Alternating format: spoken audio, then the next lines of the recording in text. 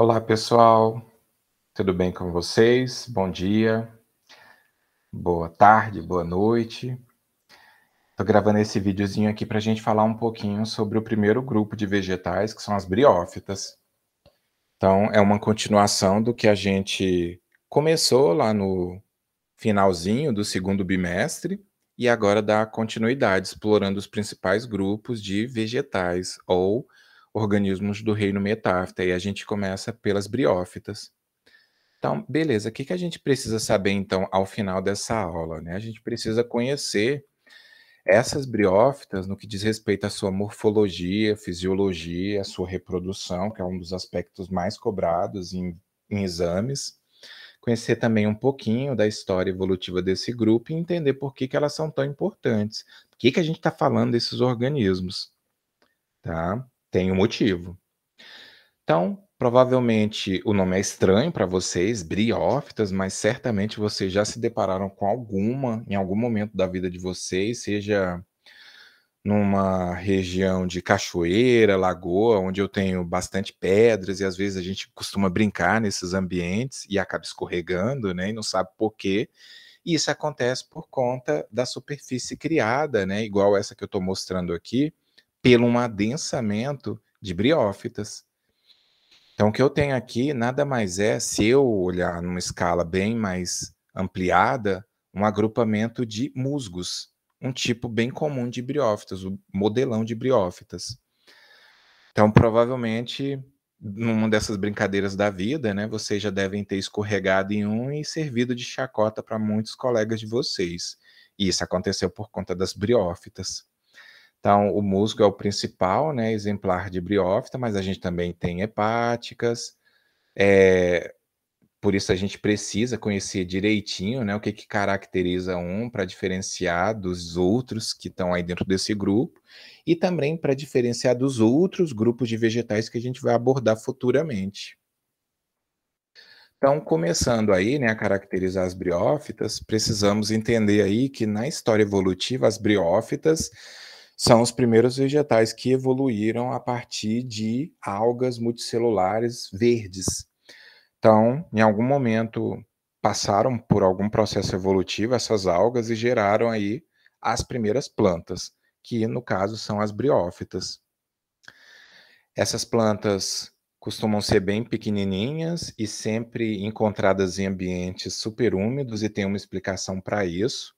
Então são raros os casos em que eu tenho, né, uma altura maior do que 20 centímetros, mas tirando essas exceções, todas as outras seguem esses casos que eu falei, de serem pequenas e viver em ambientes superúmidos.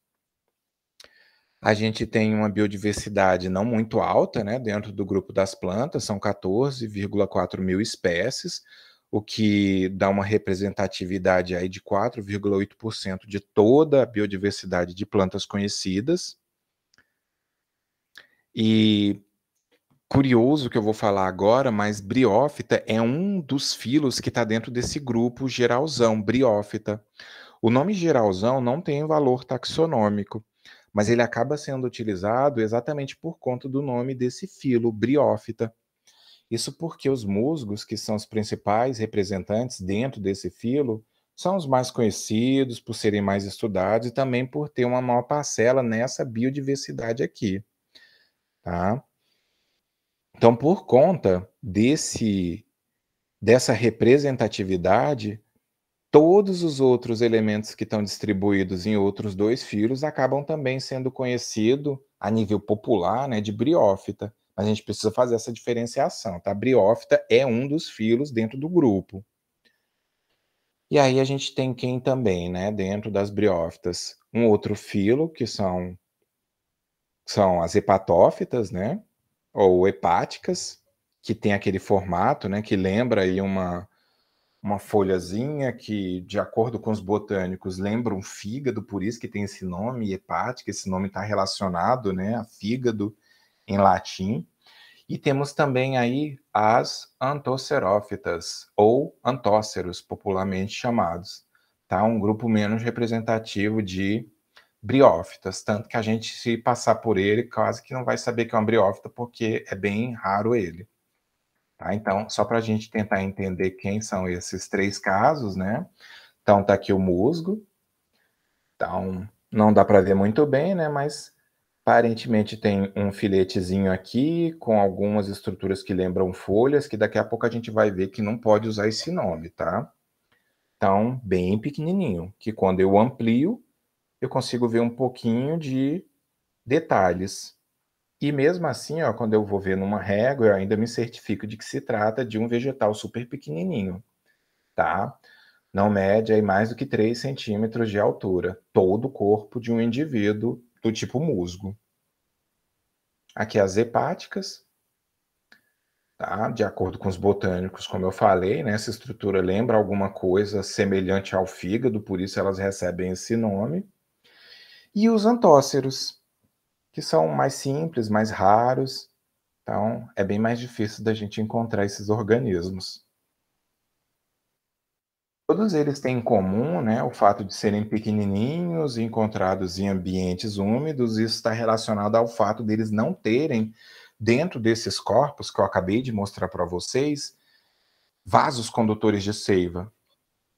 O famoso xilema e floema, que a gente vai falar sempre bastante desses 2 vasos, tá? Um que transporta a água da raiz até as folhas, e um outro que transporta todo o produto da fotossíntese das folhas até o restante do corpo. Então não tem, né, essas estruturas, por isso são plantas avasculares. E aí, o que isso tem a ver com o tamanho diminuto, né? Isso porque essas substâncias, água e produtos da fotossíntese, eles ocorrem dentro desses vegetais, só que o transporte ele não é tão veloz porque não tem esses vasos, eles acontecem, o transporte acontece de uma célula para outra, via difusão. Então isso acaba tomando muito tempo e limita o crescimento. Então, por não ter vasos e por depender do transporte das substâncias por difusão, elas acabam tendo um tamanho reduzido. Ok? E também por não ter vasos, acaba dependendo demais da água, né? Para se manter hidratado. Então, essa é uma das explicações, né, do porquê que briófitas são pequenininhas e dependentes de água, por isso encontradas com grande frequência em ambiente úmido. Para a gente entender a morfologia de briófitas, a gente vai usar o caso aqui, ó, de um musgo. Tá? Então, como vocês podem ver no exemplo, ele tem uma estrutura de fixação que parece uma raiz, uma estrutura central que lembra um caule e estruturas que parecem folhas, mas por não ter uma diferenciação muito bonitinha, igual a gente observa nos outros vegetais, a gente não vai usar esses termos aqui para briófitas. Raiz, caule e folha, esquece aqui, tá? A gente vai usar termos análogos, até mesmo porque a morfologia lembra um pouco e a função também, mas não é a mesma coisa. Tá? Então, essa estrutura de fixação ela é chamada de rizoide, tá? E vai servir aí também para absorção de nutrientes.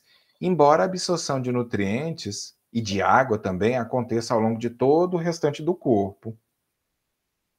Essa estrutura central, a função dela também é absorção, né? Então tem uma função sobreposta aí com o rizoide, e por ter alguns materiais de estruturação, acaba dando sustentação ao corpo do vegetal, deixando ele como ele é.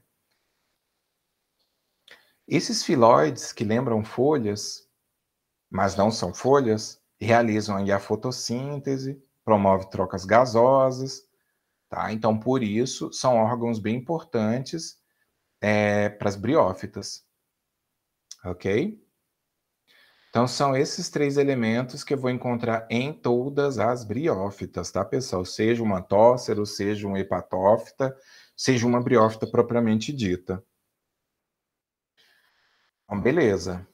Dito isso, a gente pode falar agora um pouquinho de como esses organismos se reproduzem. E aí, pessoal, é uma reprodução um pouco complexa, mas vale a pena a gente falar dela, porque quando vocês encontrarem questões desse tipo, vocês vão estar bem treinados e vão responder sem problema nenhum.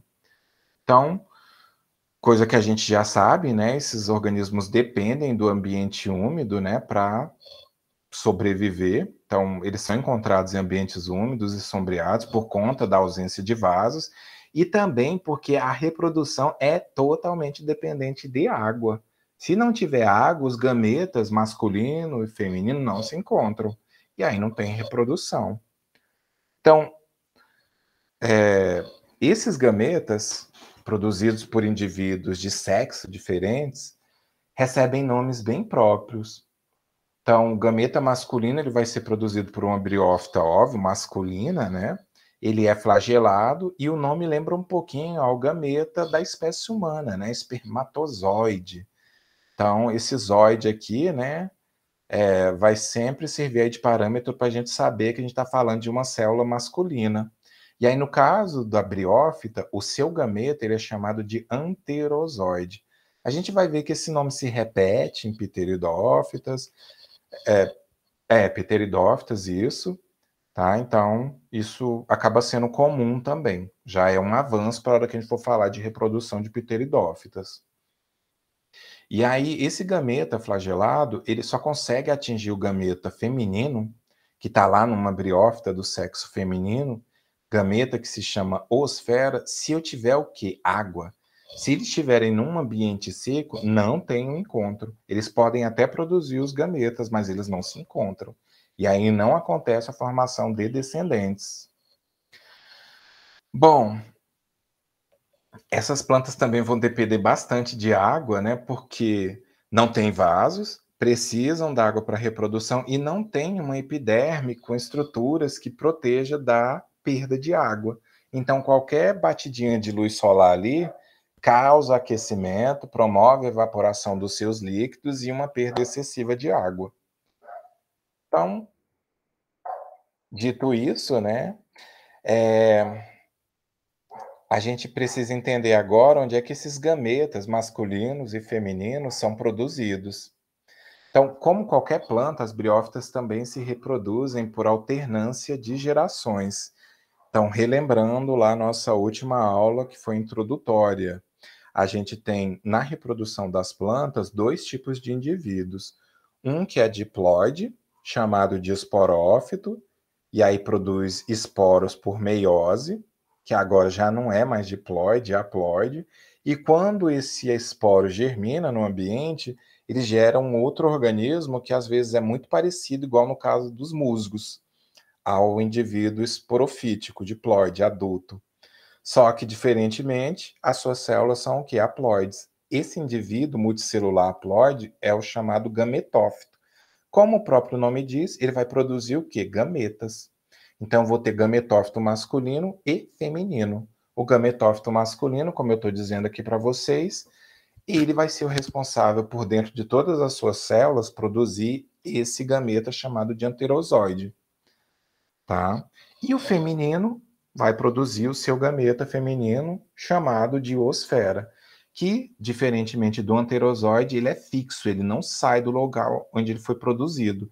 Então, o anterozoide precisa nadar no ambiente úmido, encontrar um gametófito feminino fértil contendo gameta e fecundar ele para gerar um esporófito, fechando o ciclo. Ok? Então, já disse isso, né? Da união, então, desses dois gametas, a gente vai ter a formação de um embrião diploide, restabelecendo a diploidia, e à medida que esse embrião se desenvolve, ele vai, então, gerar agora, né, o quê? O esporófito, tá? E o que acontece, né? Pelo fato da oosfera estar ali presa no gametófito feminino, o embrião germinando, né, ele fica ali preso. Então, essa estrutura que vai sendo formada, que lembra um haste, eu só vou observar ela no gametófito feminino. E aquela estrutura que eu estou vendo, hasteada, essa é de fato o esporófito. Então, já já eu vou mostrar um esquema para vocês, isso vai ficar mais fácil de entender, tá? Então, essa hastezinha básica do esporófito, né? Formada aí pela germinação do embrião, lá na sua pontinha vai ter uma cápsula cheia de células diploides, e aí dentro dessa cápsula as células vão passar por esse processo de meiose, gerando esporos, fechando aí esse ciclo que eu acabei de descrever para vocês. Então, é isso que eu falei para vocês. Eu vou mostrar num esquema para tentar resumir isso que eu acabei de falar. Então, olha só.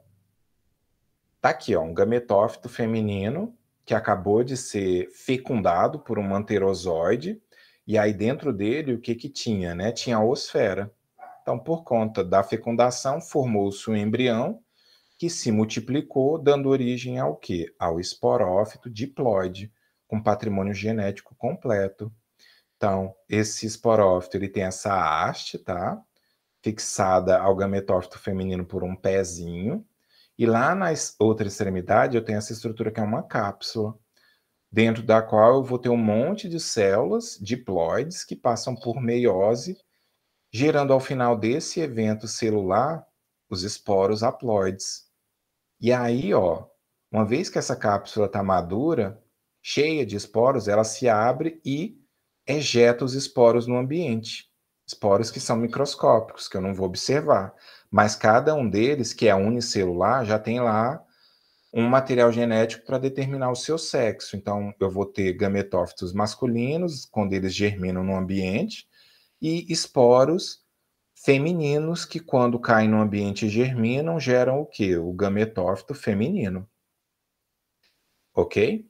E aí, beleza. À medida que eles crescem e se multiplicam, eles geram, então, essas estruturas aqui, ó, com rizoide, cauloide, filóide, e lá no ápice as estruturas reprodutivas. Então, no caso do masculino, ele vai produzir, né, dentro dessa estrutura reprodutiva, células chamadas de anterozoides. Então, a estrutura que produz os anterozoides tem esse nome, anterídeo, né? E, no caso dos femininos, a gente vai ter, né, numa estrutura reprodutiva chamada de arquegônio, células se diferenciando em gameta feminino, que a gente chama de oosfera. Então, beleza. O anterozoide maduro, lançado no ambiente, caiu na água, o que, que ele vai fazer? Ele vai nadar, ó, em direção ao gametófito feminino, subir, né, até chegar nesse arquegônio, encontrar a osfera, e um dos que chegou aqui primeiro vai fazer o quê? Fecundar ele, gerando o zigoto ali dentro. E à medida que esse zigoto, que agora já é diploide, se divide por mitose, ele vai crescendo no interior do arquegônio, fazendo com que emerja aí, ó, as estruturas típicas de um esporófito, fechando o ciclo. Ok? Então, aquele tapete verde que eu estava mostrando para vocês lá na rocha, nada mais é do que gametófitos, tá, pessoal? Gametófitos masculinos e femininos de vários musgos. E aí, aqueles que eu vou observar uma hastezinha desse tipo, sempre vai ser o quê? O gametófito feminino, que foi o quê? Fecundado pelo manterozoide previamente. E aí resultou, né, como consequência disso, a formação de um embrião diploide e o surgimento desse esporófito, que é esse hastezinho em cima do gametófito feminino. Essa estrutura aqui, ela é temporária, tá? Assim que aconteceu a meiose aqui dentro, formando os esporos, e ela se abriu e lançou todos os esporos no ambiente, ela rapidamente se degenera e cai. Tá? Então, nesse momento, do ponto de vista visual, eu não consigo mais diferenciar masculino de feminino. Tá? Só vou conseguir diferenciar se tiver uma haste sendo formada lá no seu ápice. Aí eu sei que é um feminino. Beleza? Então, eu sei que é um pouquinho complicado, mas vale a pena a gente tentar entender melhor isso, tá, pessoal? Isso cai com bastante frequência. E aí, para fechar nossa aula, por que é tão importante, né, falar de briófitas? Bom, primeiro, né, os ambientes, quando eles são degradados, se a gente depois deixa eles livres para se recomporem, quem vai primeiro ocupar esses ambientes são as briófitas. Então, são organismos aí pioneiros. Vão se instalar e criar um ambiente único que vai permitir com que outros vegetais se instalem ali e recomponham sucessivamente aquele ambiente que foi degradado. Eu vou encontrar briófitas em ambientes que têm uma qualidade de ar e solo bem interessantes. Então, por isso, quando eu observo briófita nesses ambientes, eu sei que eu estou falando de um ambiente que tem uma qualidade de ar e solo bacana. Caso contrário, elas não estariam ali. ok? Então, como foi dito, né, são organismos pioneiros, e mesmo nos ambientes que já estão bem estabelecidos, onde eu tenho briófitas, elas vão formar aí microhabitats para outros seres vivos, formiguinhas, por exemplo, ácaros. Para eles, esses tapetes de musgos acabam sendo florestas, rica em esconderijos, alimento, beleza? Então, por realizarem fotossíntese, né, são organismos importantes porque retiram CO2 que está em excesso na atmosfera, liberam oxigênio para a atmosfera, então, para os organismos que são aeróbios, isso é super importante. E por serem aí produtores, né, por realizarem fotossíntese, acabam produzindo carboidrato que, quando é consumido por outros organismos, acaba transferindo essa matéria e energia ao longo de uma cadeia alimentar, sustentando ela. Então, galera, era isso. Essa aula ela foi montada em cima da referência que eu disponibilizei lá na nossa salinha do NEAD para vocês lerem, ok? E a partir de agora eu deixo vocês com os exercícios. E aí, pessoal, qualquer dúvida que vocês tiverem, por favor, me procurem no horário de atendimento, para a gente não deixar nenhuma dúvida corroer nossa cabeça.